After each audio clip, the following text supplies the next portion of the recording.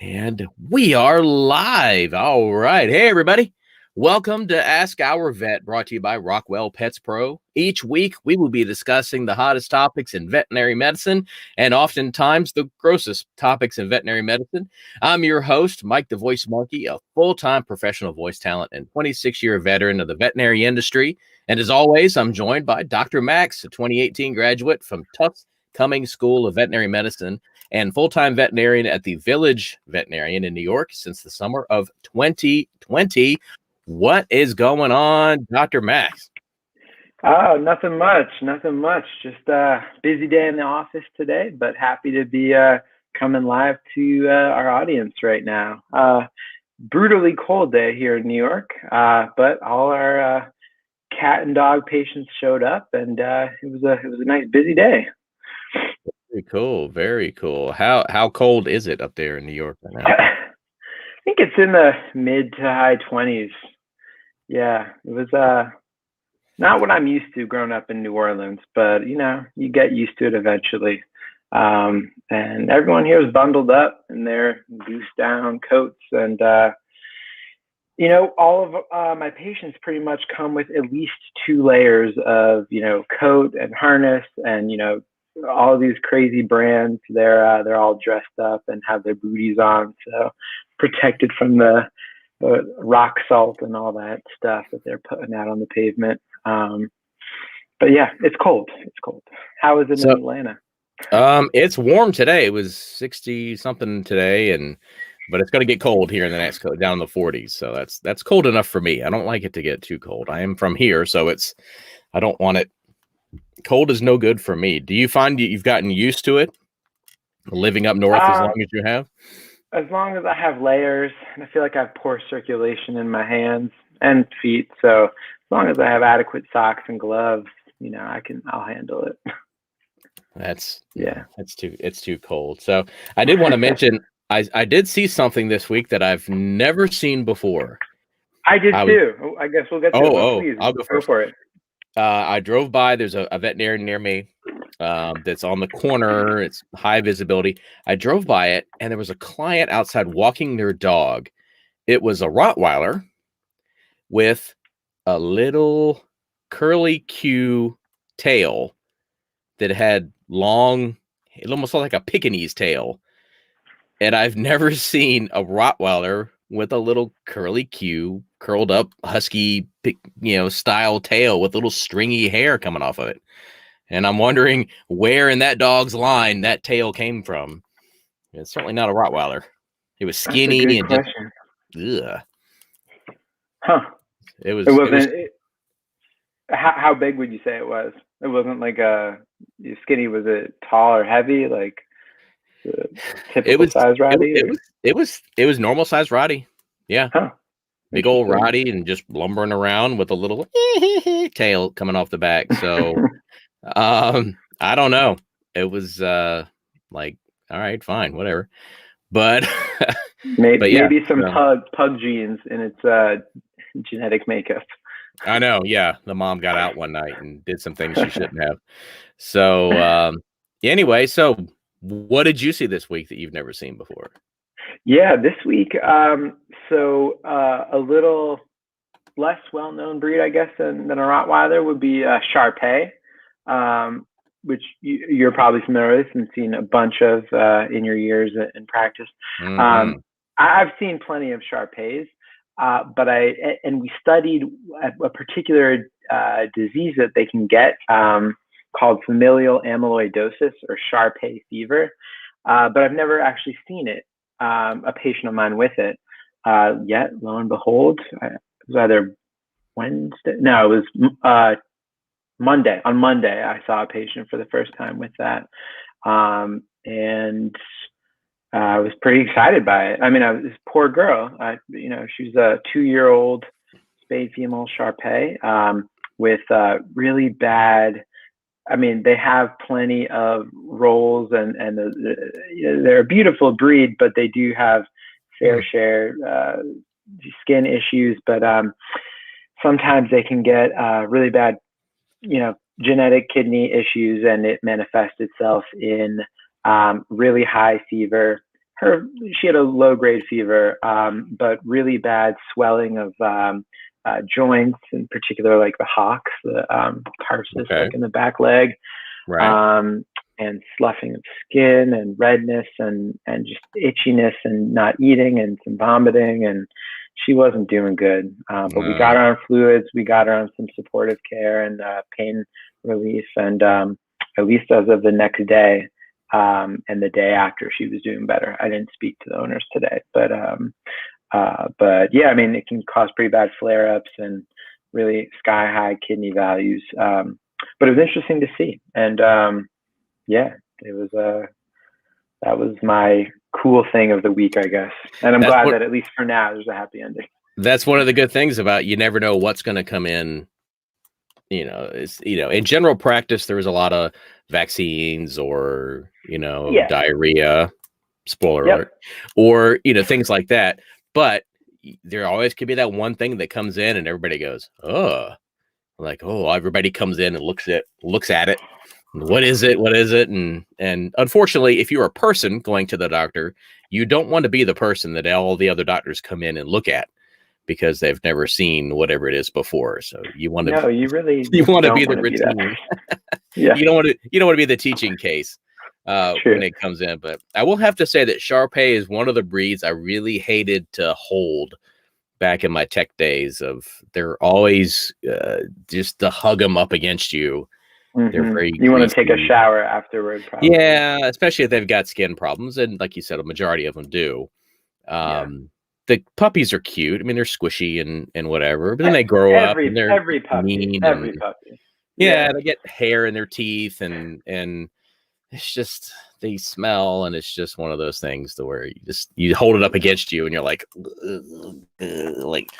greasy, just nasty. But anything else? It's a major responsibility as an owner, to ensure adequate hygiene and, coat care and all that. Yeah, you can't look at the puppies and go, oh, they're so cute.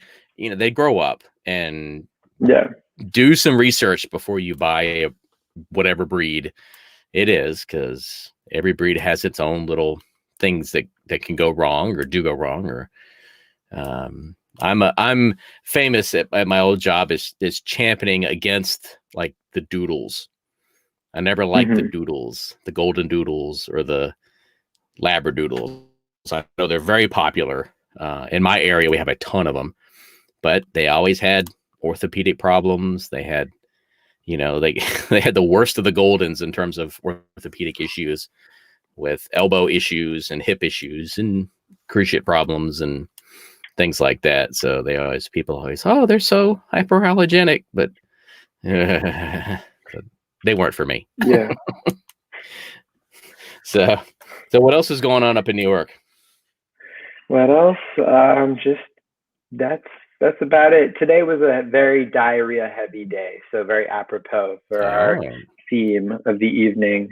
Literally 3 dogs and 1 cat just back to back to back, for a variety of reasons. It's not a one size fits all approach, which I'm sure we'll touch on, and the plethora of reasons why a dog may have diarrhea. But I guess, just to be clear, if you're going to feed your dog, chicken one day, turkey the next day, rabbit the next day, which one of my owners, one of the clients was doing for her older puppy, that is definitely one of the ways that you could easily cause it.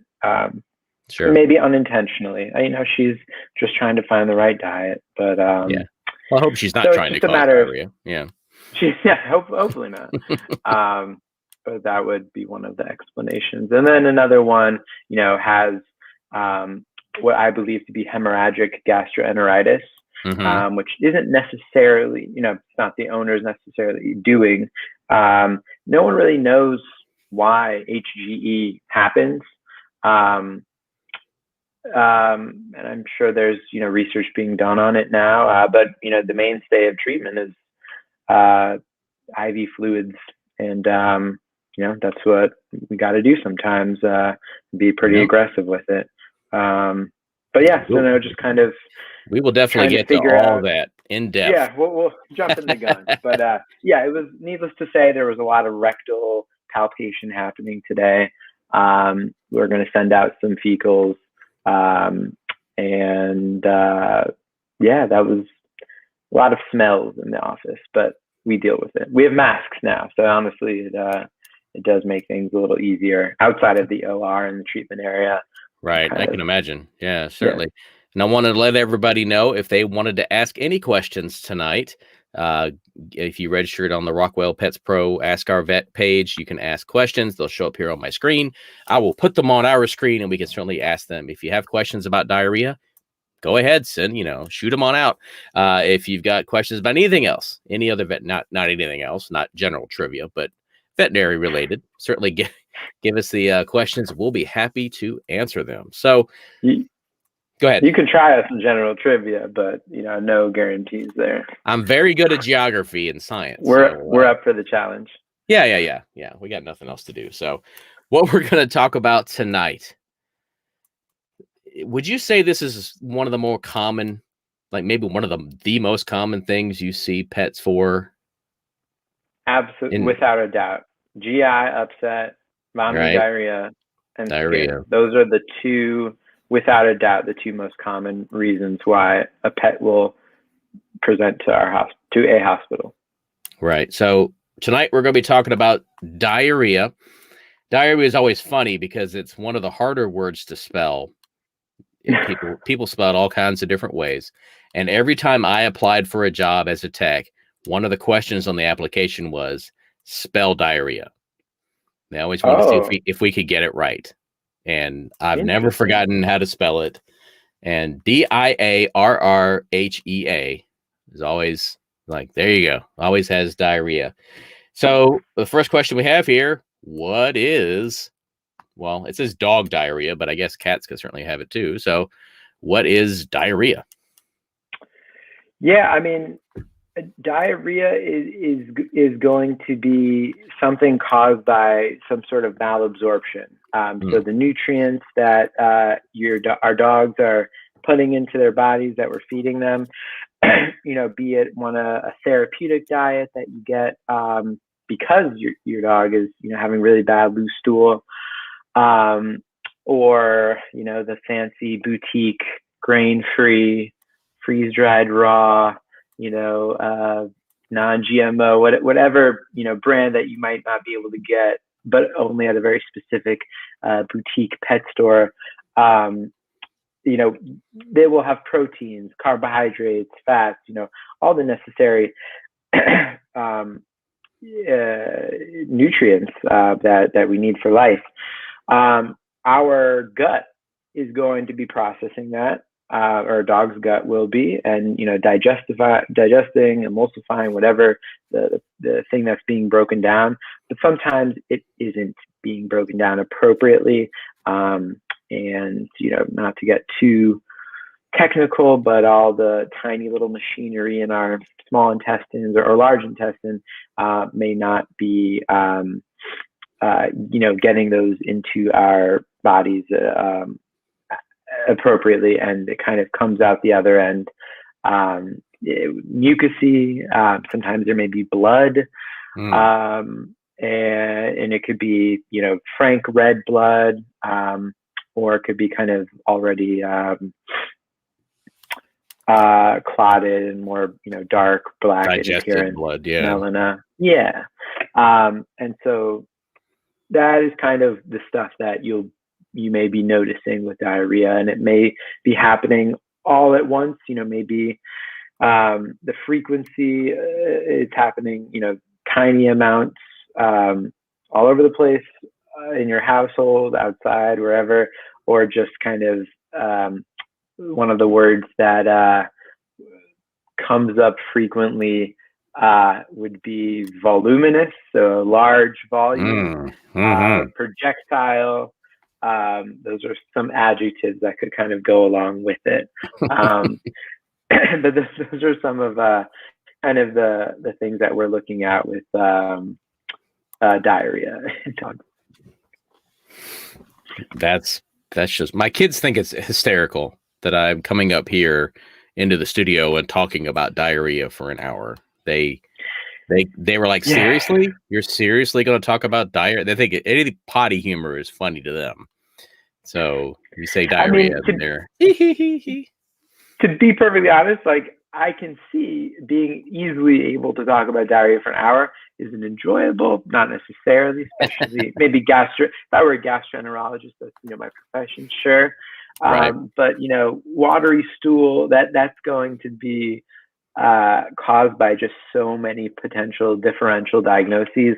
Whereas past couple of weeks we've been pretty parvovirus. So, that is the one thing that we're treating. Ringworm, that is the fungal infection. It's not aspergillosis or histoplasma or whatever it may be. Diarrhea, you could talk about that for days because there's just so many different reasons why it could occur. But hopefully we'll intersperse some. Yeah, we'll get into that. Yeah. We only have an hour. We're not going to talk about this for days. So, but hopefully not. How serious is it in a dog's to have diarrhea? It could be nothing. It could be change the food. It could be don't use this brand name food that costs $75 a bag that will last you a week, and instead just go to the store and go for a high quality food that you can discuss with your vet, but not necessarily one that's marketed or it's one of those things that I won't spend too long on this diatribe, but the pet food market is rife with a lot of good companies that do a lot of great research and development into their products, and a lot of those that are just trying to get a foot place in the market and find a clientele that I think it's all well-meaning, but sometimes they don't have enough time or clinical trials or feeding trials rather for pets to really back up the product, and it can be very expensive and not really lead to good results and poor body condition or skin issues, all sorts of things for dogs. So how serious it can be, it really ranges the spectrum based on the underlying cause. So let's go with some of the causes. I know it could be anything. I mean, just like if we have diarrhea, it could be something we ate. It could be, you're sick, you have COVID, you have, whatever it is. That was one of the symptoms. But, with pets, we can't ask them, what's wrong? Is your tummy hurt? What's going on with your tummy? If you want to take a deep dive in it, man, just go for it. Yeah, let's jump into it. But I just want to show dog the comes into your. Listen, do I? Yeah, this is just a funny little thing. I'm sitting here and I just look to my left and I see this glass of water that my wife was using this table earlier, doing some stuff online on the computer here, and there's a note for me. I missed it last week, but I think it might make you laugh. So this was from last week. Ringworm, yeah. It's a worm shaped as a ring. So, and then this was today's little thing. It does look like that. And she's encouraging me to drink water. So I have my glass of water right here. Yeah, excellent. But yeah, so jumping into the causes. You've got a dog that comes in your clinic. He's got watery stool. I mean, there's so many other things that he could be depressed. He could not be depressed. He could, be vomiting. He could not be vomiting. He could be super skinny and malnourished. He could be, pot belly puppy full of parasites. It could be, I mean, when you say diarrhea, you just go, oh, it's got loose stool. But there's just a whole rainbow. Maybe that's a bad word. There's a whole spectrum of diarrhea that it covers. So you have a dog come in with diarrhea. What do you do? Well, the first thing that I do before I start recommending any diagnostics to the owner or treatments would be to ask them questions. And the main questions that I'll be asking them are, how frequently is this happening? So they'll know the normal for their dog. He always goes in the morning, or the morning walk, the evening walk, so twice a day. That's his normal, and he's been going, occasionally more often, or they'll be saying he's gone. Today, one of the historical notes that I got from the owner was that her dog had gone 20 times in the last 24 hours. Perfectly normal, perfectly healthy. Right. So that would be a marked increase, and that would kind of, in trying to localize the diarrhea. Now, where is it originating? Is it more small bowel, small intestine, or large intestine? So I'm thinking more large with that. I want to know, is the volume of the feces increased, decreased? I want to know if there's any mucus, if there's any blood, the color, and then getting to is it hematochezia, or like that really frank, blood versus melena, the darker one. If he's straining to defecate or shows any tenesmus, would be a big one.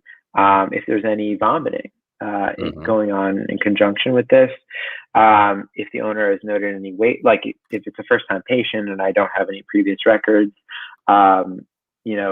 or we can compare to the last time he or she was there. Is there a weight difference? And that is definitely something important to take note of. One of the dogs today was 54 pounds. I'm sorry, it was 54 pounds like 2 months ago when we last saw her. Today she was 48. So that's a significant body percentage of body weight that's lost there. Those are kind of the main questions that I'll be asking them. Depending on their answers, I'll be able to kind of think, where is this localized and what could be some of the causes. Other historical questions would be, have there been any diet changes? Have you, recent travel history, gone to the dog park? Some owners say that, Giardia has been going around Tompkins Square Park. And I believe it has, since I've seen some of the patients with it. And so, asking those questions is the first thing that I'll do. The next thing I'll do is, do you bring a stool sample? And they never do. Owners are, they never do. A percentage do, but it would be more ideal if they did. But, always ask, and sometimes they do. And if not, sometimes we need to collect it ourselves. And, if there's nothing that we're able to collect, doing a rectal exam, just complete liquid, there's nothing that we're able to, submit.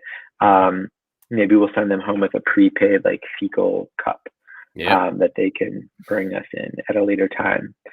So those are, the big historical questions. And then, I use my exam findings if there's any pain and abdominal palpation. And, I check their mucous membranes, I check their hydration status, and all those things will kind of help me, if there's a fever, the list goes on and on. But those things will help me kind of start localizing where this diarrhea may be originating from.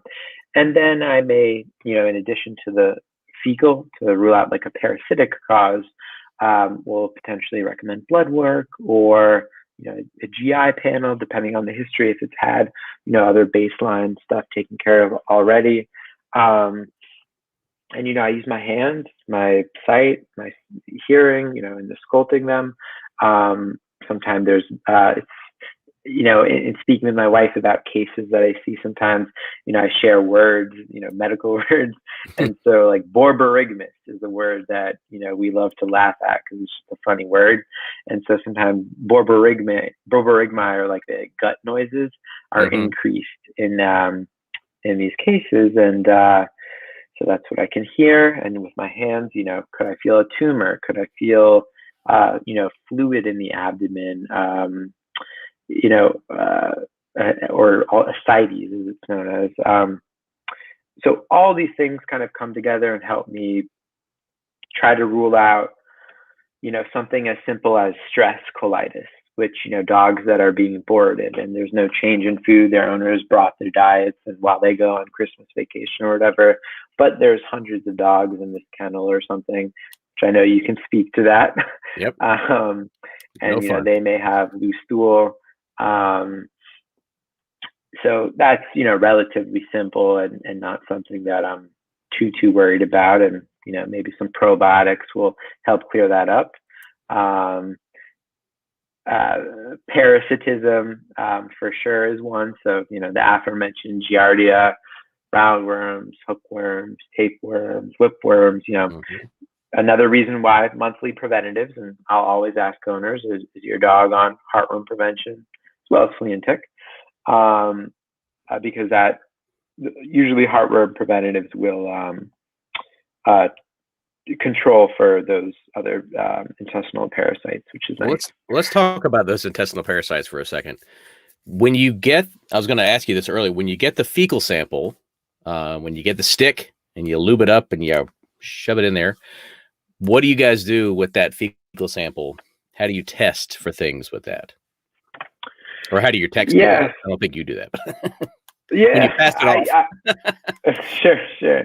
It's, there's definitely, I'm not necessarily wanting to do that all the time, but, we always got to make sure to keep everyone happy. And I have no problem getting down and dirty as long as I'm gloved up.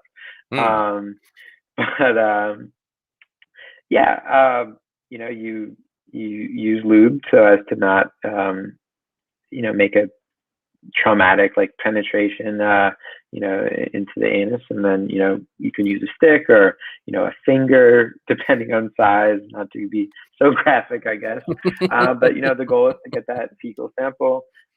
We at my practice right now, we just send all of them out to the reference lab. Really? But in previous practices, they have the fecal floats, the flotation, and then you kind of take a glass, or not like a plexiglass cover slip. Thank you. Yeah. It's been too long since I've done it. Take a look under the slide. Yeah. And 10x magnification, and you're looking for parasites or the ova, the eggs, and all of them have different shapes and sizes, and some of them have little operculi, but it's impossible to talk about it without actually looking at like a little chart that shows, this is an egg of an ascarid, Toxicara, or this is a hookworm egg, and they have little differentiating features. They all look different. Yeah, they do. Yeah. I've done. I don't know how many of those I've done in my lifetime. The little fecal floats. The doc comes out and hands you the poop covered stick. You have a little plastic tube, basically, and a little bottom, and you put the fecal in there, and you had a little squirt bottle, and you squirt it in there, mix it up, and you put the little press. It's almost like a French press for coffee. So good luck drinking that again. We pushed that down there, filled it back up, put the cover slip on there. Wait 10 minutes, pull the cover slip off, and look in the microscope and see if you see any eggs. That was always one of my favorite things, because you kind of block out the world and you're looking in the microscope, and that's your little world on that slide. And it was always, granted, when a puppy came in, it was bloated in its belly, and it's full of roundworms and full of hookworms and every kind of worm, and you just look on the slide and go, yeah. And we had the chart on the wall next to the microscope that, point to the one it is. And where do they get these worms normally? Puppies just kind of have them, but so it can be transmitted. Like in utero, often from mothers, but often, like if we're not talking about puppies necessarily, the fecal oral transmission is oftentimes how our dogs get this. So they smell some really what I'm sure smells good to them, feces outside, and they'll go for it and maybe smell it, maybe lick it, maybe eat some, and that's one of the interesting words, I guess, coprophagia that Mm-hmm. we learn about. Just and puppies often do it. Why do they eat their own feces? You put them in their cage or crate for a little bit. You notice the feces, then you notice it's gone, and then oftentimes that's one of the big questions that I get from first-time puppy owners. Why is my dog doing this? And it's boredom is what we kind of attribute it to. Oftentimes, there's not enough toys around, enrichment, or they're they see a new thing and then they go for it. They're very efficient. So They very didn't efficient, they didn't get all the nutrients the first time, so they have to do it. yeah. It's The like second rabbit. pass, right? Yeah. Yes, the second pass at it, and they go, probably wasn't a good idea. Yeah, Oh, I've got worms now. So, how do you yeah, treat the worms when they come in? yeah. I mean, it depends on the type, I guess. But you treat them usually with an oral, uh, pill or paste. That Pyrantel. I think we talked about it at a Stringent. previous Yeah. Stringent, exactly. Yep. Mm. The banana juice, The banana smoothie. milkshake. That's right. Yeah. So, But yeah, so I know it depends on the causes of the diarrhea, obviously, but how do you normally treat dogs that come in with diarrhea? Depending on the yeah, cause, obviously. for sure. So I would say, if we're to break it down into the three, like the tripartite um, uh, treatment breakdown, and sometimes it involves dipping into all three um, uh, treatment modalities. Mm-hmm. I would say nutrition, correction of which includes water, which is the most important nutrient. So correcting dehydration, so the fluid losses. So Mm-hmm. we'll kind of group that into one category. So food, nutrition one, antibiotics in the second, and then immunosuppressive in the third. So food, metronidazole or Tylosin powder, or prednisone, prednisolone. Those are kind of the three things that I think of, as to what diarrhea would be responsive to. And depending on the signalment of the patient, how old he or she is, underlying heart disease, what we think the underlying diagnosis is, would we dip into, one or multiple of those different things. But as you mentioned, it really depends on the underlying cause. And so blood work and imaging, and fecal and even urinalysis are important to kind of help us identify, getting closer to something that may cause. And then, what we haven't really touched on yet are the extra gastrointestinal causes, the things that aren't really related to the gastrointestinal tract itself. Like what? So, we're thinking about liver, cholangiohepatitis, liver tumor. 1 second. Talk to my mom later. Sorry about that. And endocrinopathies would be another one. So Addison's or hypoadrenocorticism. So talking about the adrenal glands, either they're making enough or not. They're not making enough, or they're making too much specific hormones. So Cushing's on one side versus Addison's on the other. Then you're talking about the pancreas and the important job that it has, in terms of regulating insulin in its endocrine portion, for that hormone, as well as the exocrine portion. So there's something called exocrine pancreatic insufficiency. And so if an owner reports really yellowy stool that's often chronic, I start thinking about EPI as a potential diagnosis. And then other things that we should also talk about, which we haven't yet, but of all the drugs out there that we use to treat various things, maybe not even related to say your dog has a pyoderma. We talked about hot spots in our second iteration of these talks. If you're giving a specific antibiotic for that, your dog might have blowout diarrhea the first time it gets a dose. A couple hours later, it is quite possible.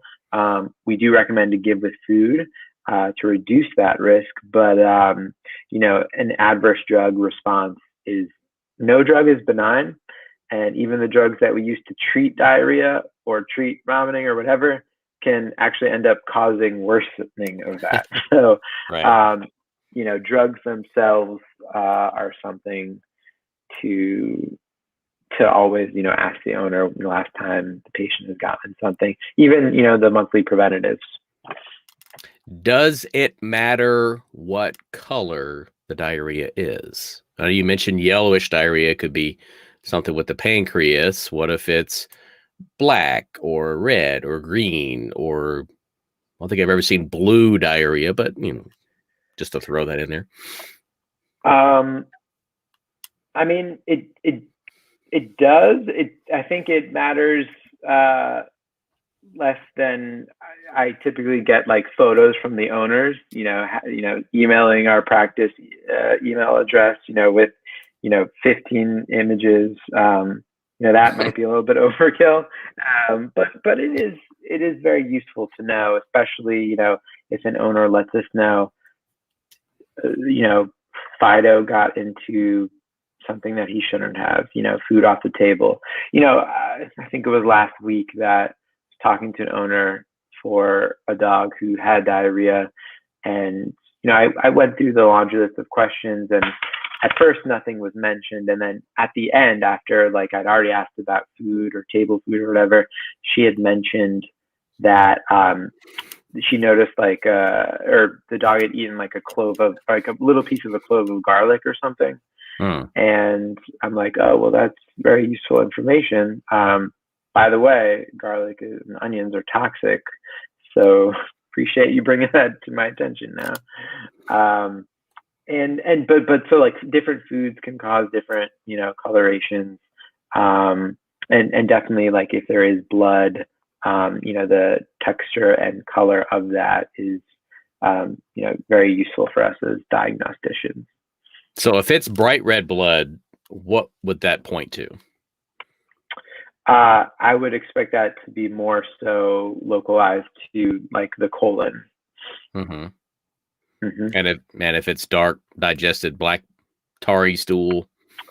So typically longer duration in the gastrointestinal tract before it arrives out into the environment, and so that would be more so small bowel diarrhea. What about foreign bodies? Yeah, I mean, we didn't even talk about that too. Typically for a foreign body obstruction, you'll also have other clinical signs. So, and I guess it really depends on chronicity. So, we spoke about small bowel versus large bowel diarrhea. We spoke about all these potential different causes.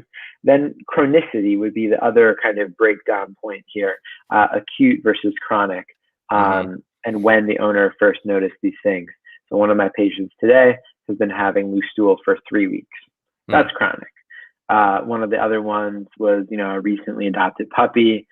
And it was, the owner not just got him, but essentially just did, and has been trying a couple of different diets, and it's been a couple of days, and that's more acute. And so that helps me kind of not rule out anything really, but just kind of gives me a clinical picture.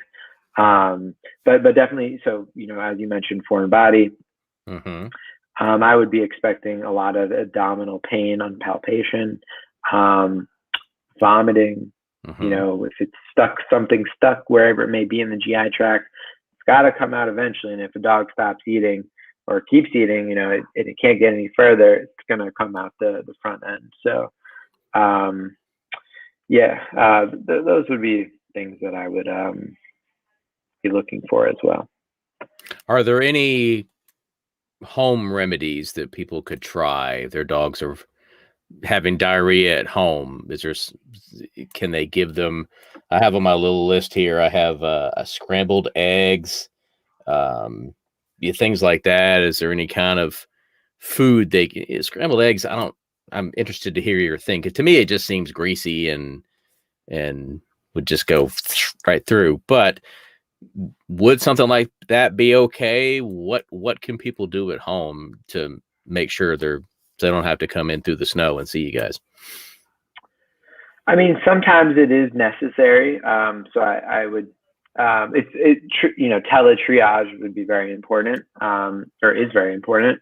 But to kind of at-home remedies, if it's late at night or whatever, and whatever the case may be, I don't know, like in what case I would be speaking to an owner late at night. But if an owner, notices late at night and struggling what to do for his or her dog, there are systems in place to, reach out to the vet, 24/7 over like a telehealth platform. But generally speaking, what are some, good anti-diarrheal fixes, at least for short term? I honestly have not heard of scrambled eggs. I don't know, honestly, the efficacy that has, but in general, a bland diet, for which egg, is definitely a good source of protein and can be helpful. But I often, unless a dog otherwise, is told to me by an owner has a food allergy, chicken and beef are the most common ones. But unless otherwise, I do recommend, bland, a boiled chicken and rice, as a good option for a bland diet. And then, Pepto-Bismol is also something that, owners often have at home and can actually be given to dogs. If a dog is at home and is having diarrhea and somebody just doesn't want to come into the vet, they're just like, I don't want to pay to come in, or it'll be fine. It's just a little diarrhea. At what point should they say, you know what, I think we probably need to take him in? I mean, not that the dog's on death's door, but I mean, if it's, like what are some of the signs that like, okay, it's getting serious. You need to seek professional attention and not the scrambled egg. It's a great question. And,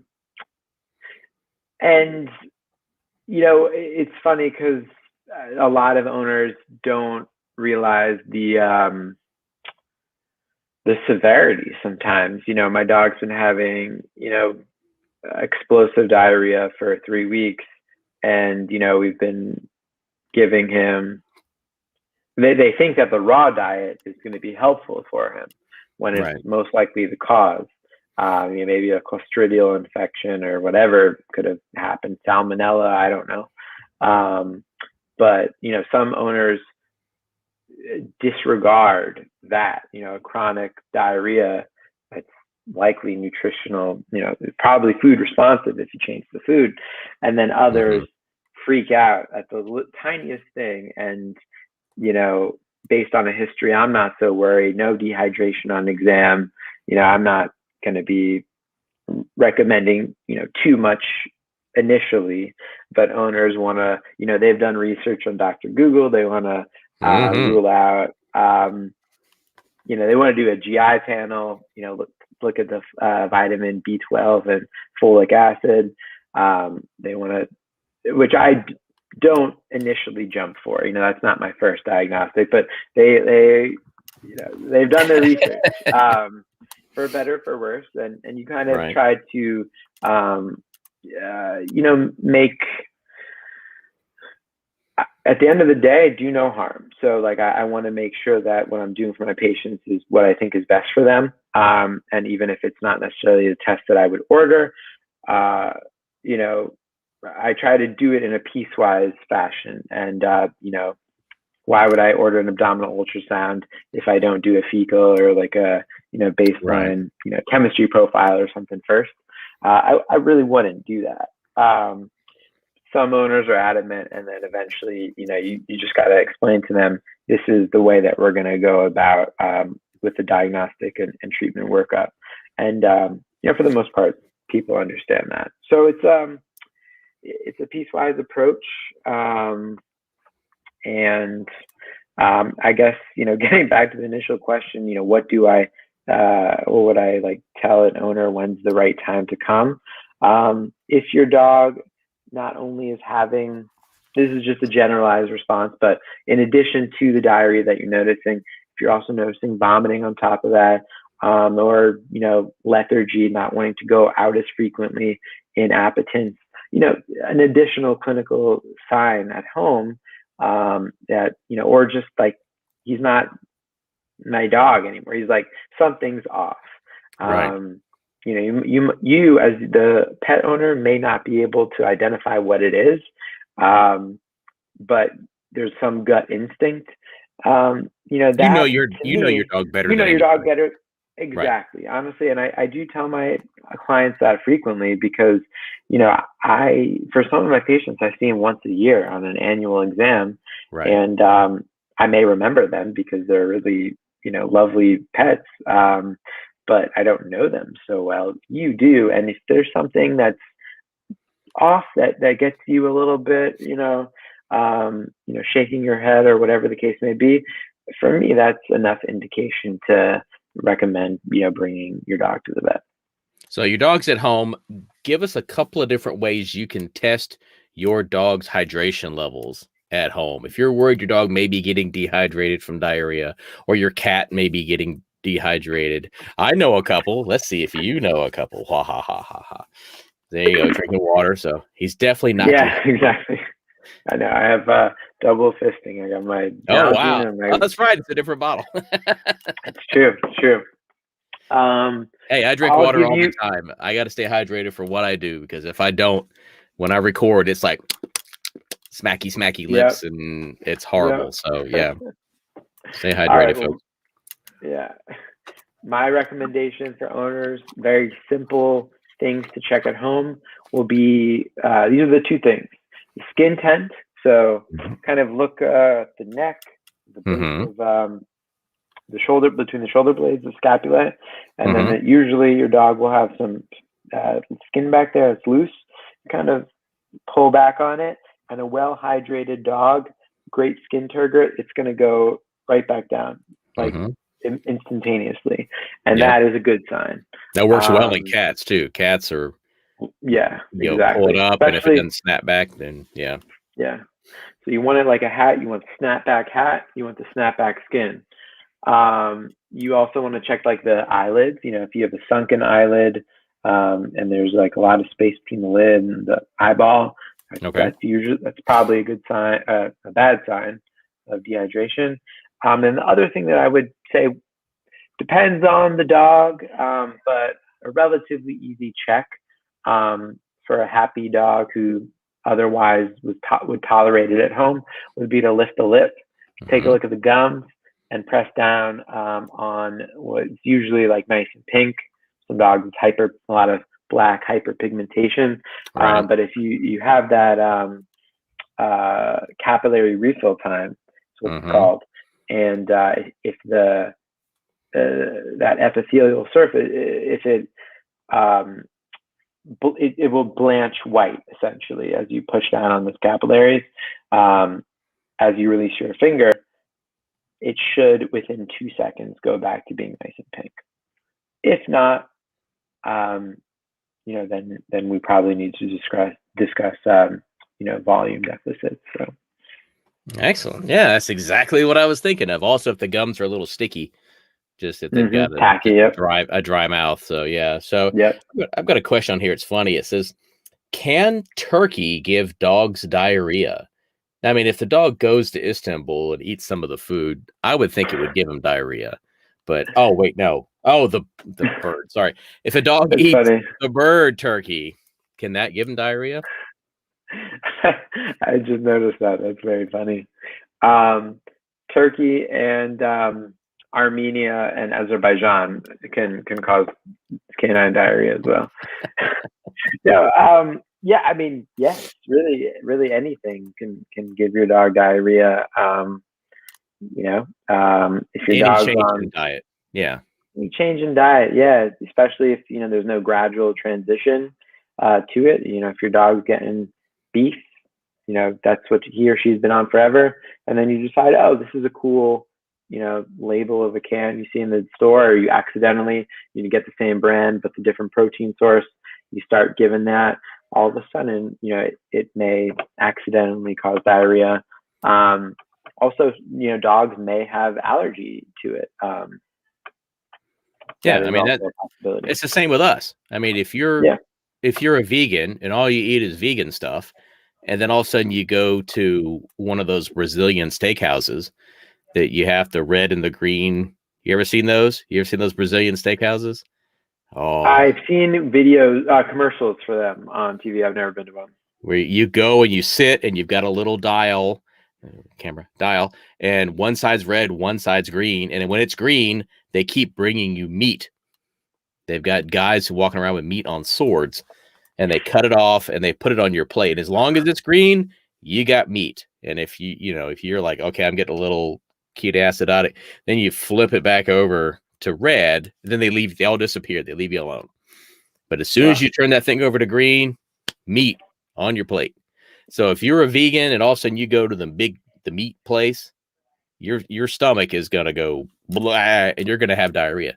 It's the same with your dog. I always wonder about my dog whenever he gets any kind of human food because he eats kibble, and kibble can't taste like much. I mean, it's just kibble.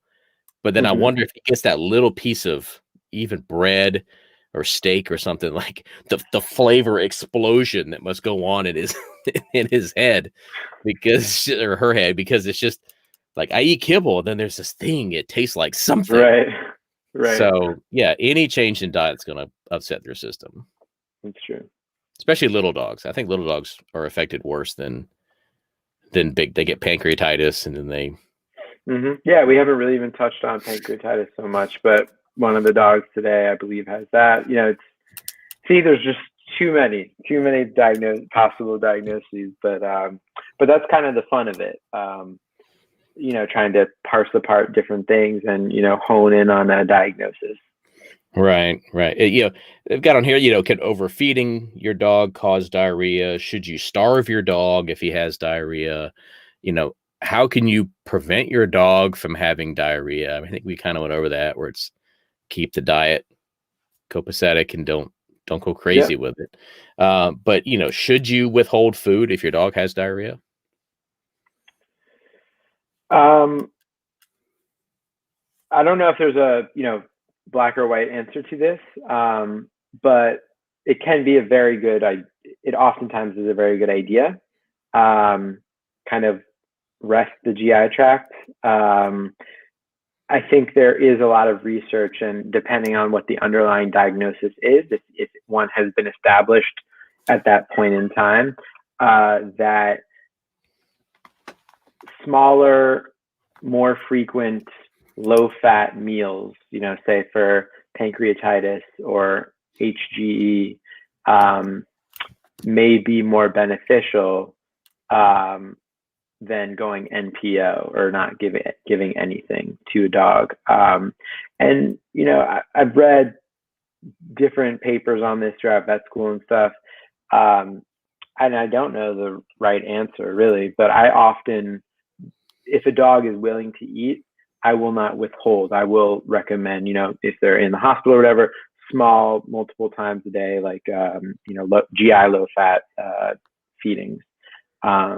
And that's usually what I recommend to owners at home. If, they aren't able to do hospitalization or kind of want to do outpatient, or can only do outpatient management or whatever the case may be. That's generally what I trend to.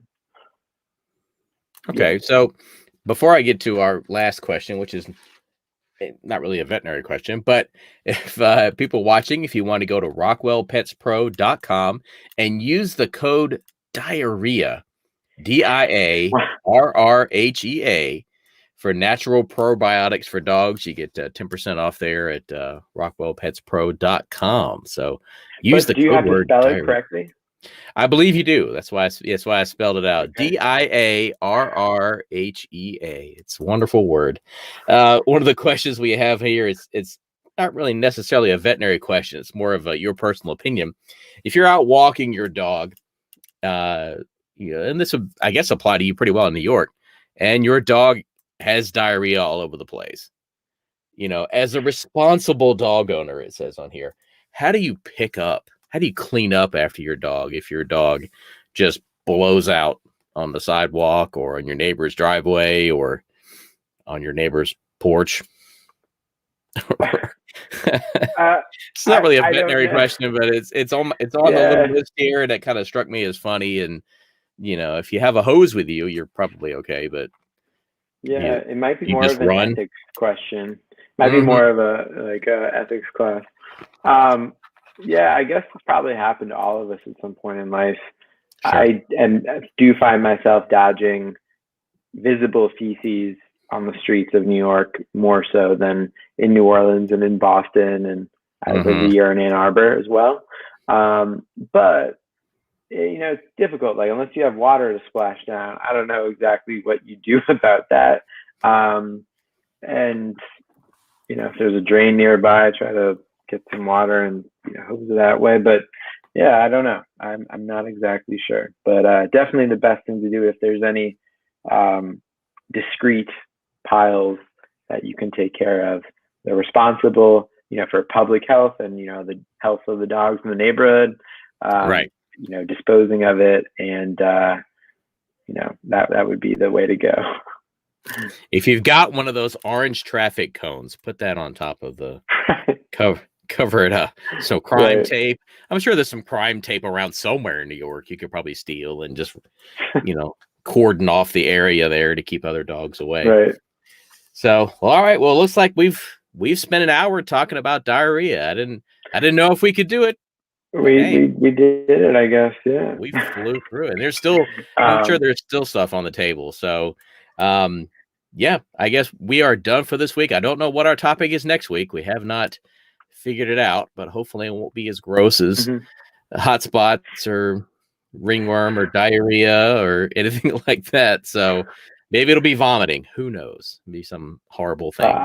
Whatever it is, I look forward to discussing with you. That sounds great. So we will see you guys. Maybe we'll get some geography questions, or I know. Who knows what we'll get next time. Yeah, absolutely. So once again, go to rockwellpetspro.com and use the code word diarrhea for 10% off natural probiotics for dogs. I want to thank you, Dr. Max. It's been a great show this week. We're going to wrap it up, and we will be back next Thursday, 7 p.m. Eastern on all these Facebook and YouTube channels. So thank you, Dr. Max. Have a great week. Thanks, Mike. Take care. See you later.